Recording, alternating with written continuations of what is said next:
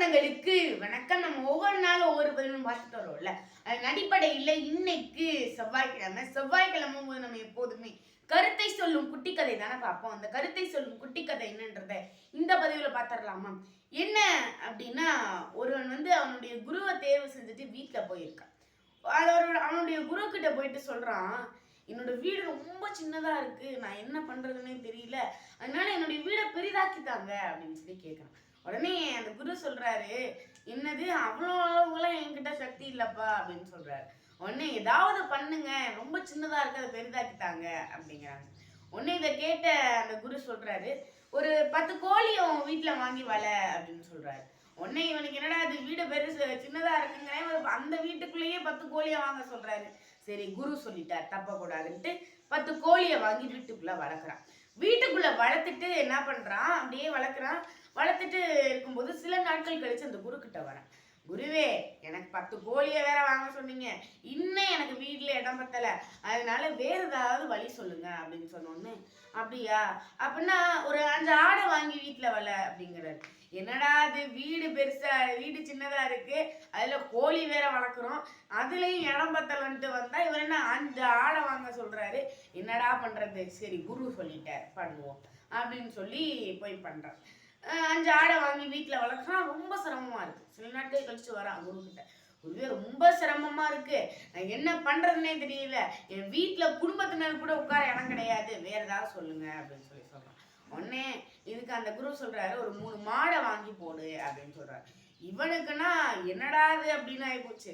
நான் வாழ்க்கையில ரொம்ப பெரிய ஒரு தப்பு பண்ணியிருக்கேன்னா இந்த குருவை நான் தேர்ந்தெடுத்தது தான் அப்படின்னு சொல்லி மனசுக்குள்ளேயே நினைச்சுக்கிட்டு, சரி குரு சொல்லிட்டாரு செஞ்சதாப்பா அப்பேன்ட்டு ஒரு 3 மாடை வாங்கி போடுறான்.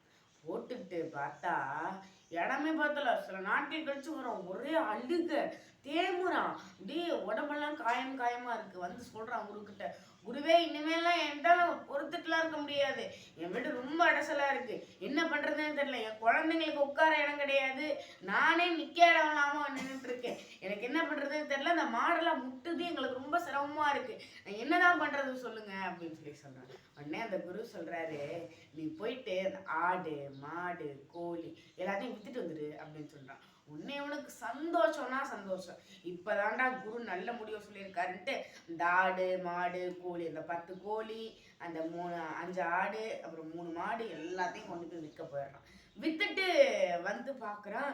சில நாட்கள் கழிச்சு குரு கிட்ட வரான். குரு கிட்ட வரும்போது குரு கேட்கிறாரு, என்ன அதெல்லாம் வித்தாச்சா, ஆடு மாடு கோழி எல்லாம் வித்தாச்சா அப்படின்னு கேட்கிறான். ஒன்னு வித்தாச்சு அப்படிங்கிறான். உடனே சொன்னோடனே அந்த குரு சொல்றாரு, இப்ப உன் வீடு எப்படி இருக்கு அப்படின்னு சொன்னோடனே அந்த அந்த மனுஷன் சொல்றான், ஐயா, இப்ப என் வீடு ரொம்ப பெருசா இருக்கு, நிறைய இடம்லாம் இருக்கு தெரியுமா அப்படின்னு சொல்லி சொல்றான். இந்த கதையில இருந்து நம்ம தெரிஞ்சுக்கிறது என்ன அப்படின்னா, அந்த குரு மாத்துனாரா அவர் வீட்டை, அவர் போய் மந்திரமாயம் செஞ்சு அவர் வீட்டை பெருசாக்குனாரா?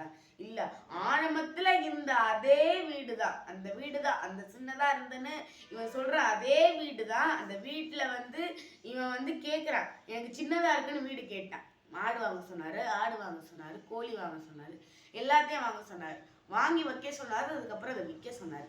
வித்துட்டதுக்கு அப்புறம் இப்போ அதே வீடு பெருசா இருக்குங்கிறான். இதுக்கு காரணம் என்ன? அவர் அந்த மந்திர மாயம் செஞ்சு அந்த வீட்டை மாத்தினாரா? இல்ல, அவர் அந்த மாயம் செஞ்சு அவரை மனசை மாத்தினாரு, அதனால அவர் மனசுக்கு இப்ப அந்த வீடு பெருசா தெரியுது. அதனாலதான் எப்போதுமே என்னைக்குமே நம்ம மனது எது நினைக்குதோ அதுதான் நமக்கு எப்படி, நம்ம ஒருத்தவங்களை எப்படி பார்க்குறோமோ, நம்ம மனதுல எப்படி நம்ம நினைக்கிறோமோ அதுதான் நம்ம வாழ்க்கையிலையும் நம்ம எண்ணத்துலையும் எப்பயுமே ஓடும். அதனால நம்ம தோல்வி அடைஞ்சிட்டோம், நம்ம வெற்றி அடைஞ்சிட்டோம் அப்படின்றதுக்கு எல்லாமே மனம்தான் காரணம். நம்ம வெற்றி அடையணும்னு நினைச்சா வெற்றி அடைவோம், தோல்வி அடையணும்னு நினைச்சா தோல்வி அடைவோம்.